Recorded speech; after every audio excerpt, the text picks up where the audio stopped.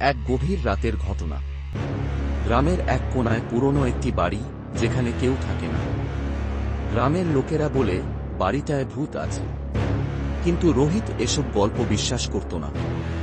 একদিন সাহস দেখিয়ে রোহিত রাতে ওই বাড়িতে যাওয়ার সিদ্ধান্ত নিল। সঙ্গে নিল একটা টর্চ আর মোবাইল।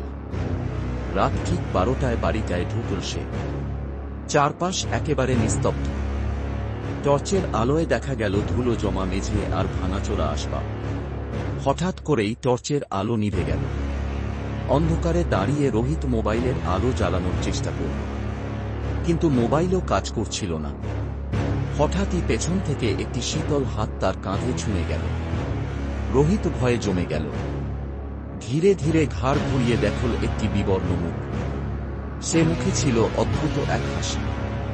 রোহিত চিৎকার করে দৌড় দিতে চেষ্টা করল, কিন্তু তার পা যেন জমে গেল মাটিতে। মুহূর্তের মধ্যে সেই মুখটি সামনে এসে ফিস করে বলল, এখানে ঢোকার সাহস করলি কেন? রোহিতের আর কিছু মনে নেই। পরদিন সকালে গ্রামবাসীরা তাকে অজ্ঞান অবস্থায় বাড়ির বাইরে পড়ে থাকতে দেখল। তবে তার মুখে ছিল অদ্ভুত এক আতঙ্কের ছাপ। কেউ আর কখনো ওই বাড়ির ধারে যায়নি।